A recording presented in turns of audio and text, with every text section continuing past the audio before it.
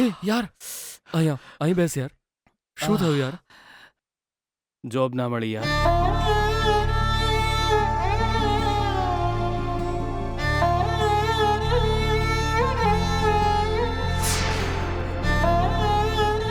આવી રીતે ખુલ્લા પગે જાય તો કોણ કામ આપે યાર? ડિસિપ્લિન નામની કોઈ વસ્તુ પણ હોવી જોઈએ ને. પેલા સાહેબ પણ એ જ કહી રહ્યા હતા, મારામાં ડિસિપ્લિન નથી, કોઈ મેનર્સ નથી, ઘણું બધું કહ્યું તો એમણે. સંભળાવે જ ને.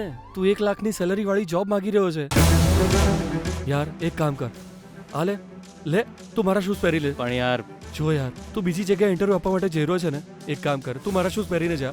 પાછા આવીને મને મારા શૂઝ આપી દેજે. પણ પ્રોબ્લેમ એ નથી. અરે યાર, તું ચૂપચાપ પહેરી લે, પહેરી લે. વિજય, તું નકામું ટેન્શન ના લઈશ. અત્યારે તું પહેરીને જા, તને આ જોબ મળવી જરૂરી છે. કોના શૂઝ છે વિચારીશ નહીં, ઠીક છે?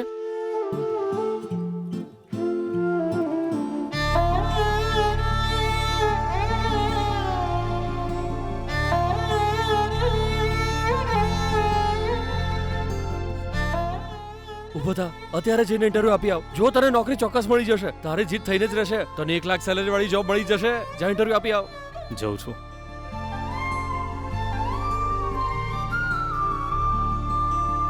વિજય, ઓલ ધ બેસ્ટ યાર, all the best.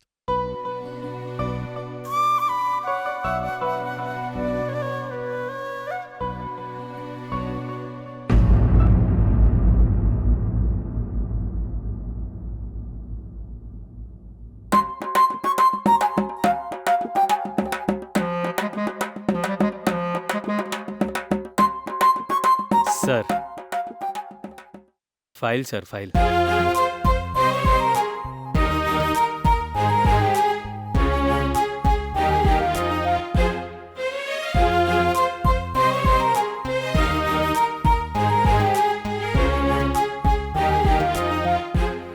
Mister Vijay sir, વિજય.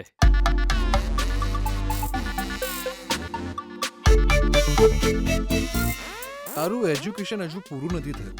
બીજી કોઈ ઓફિસમાં પણ કામ નથી કર્યું, કોઈ એક્સપિરિયન્સ પણ નથી. ફર્સ્ટ ઓફ ઓલ, તારે કેવા પ્રકારનું કામ જોઈએ છે એ પણ ક્લેરિટી નથી. એટલું ઓછું હોય સેલેરી માટે તારી એક્સપેક્ટેશન 1 લાખ રૂપિયા પર મંથ છે, બરોબર ને? અરે તું સમજે છે શું આ લાઈફને?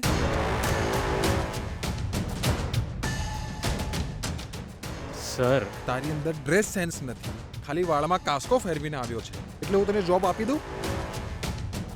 દુનિયાદારીની કોઈ સમજ નથી તારામાં. અરે તને ખબર છે આ કંપનીનો એમડી હું ચપટી વગાડીને નથી બન્યો, બહુ જ મહેનત કરી છે. Sir please. તારા જેવા માણસ સાથે વાત કરીને મારે ટાઈમ વેસ્ટ નથી કરવો. પ્લીઝ સર, પ્લીઝ જા. Sir please. સિક્યોરિટી,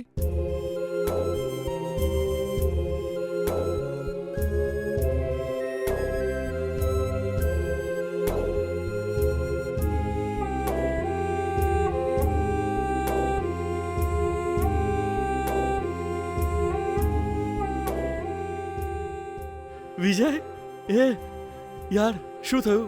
બોલ ને, શું થયું? 1 લાખ સેલરી વાળી જોબ મળી ગઈ? ઉભો રે યાર, હું અત્યારે જ ગીતાને ફોન કરીને કહી દઉં છું.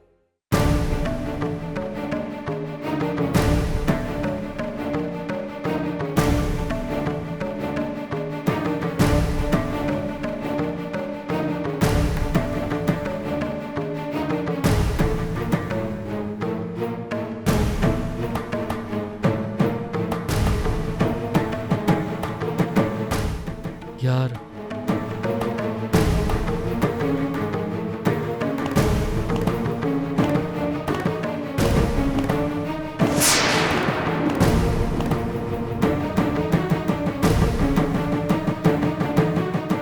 સમજાતું નથી યાર, મને કોઈ જોબ નથી આપી રહ્યું. યાર તું આટલી જલ્દી હાર ના માનીશ. ભગવાન બધું ઠીક કરી દેશે. તું પેલા શૂઝ પહેરી લે, પહેરી લે. એ ચૂપ થઈ જા. ફાઇલ આપ.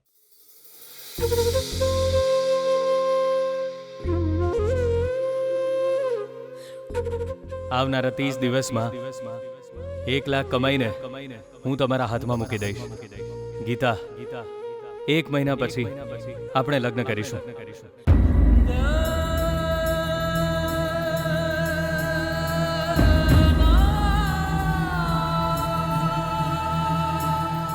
યાર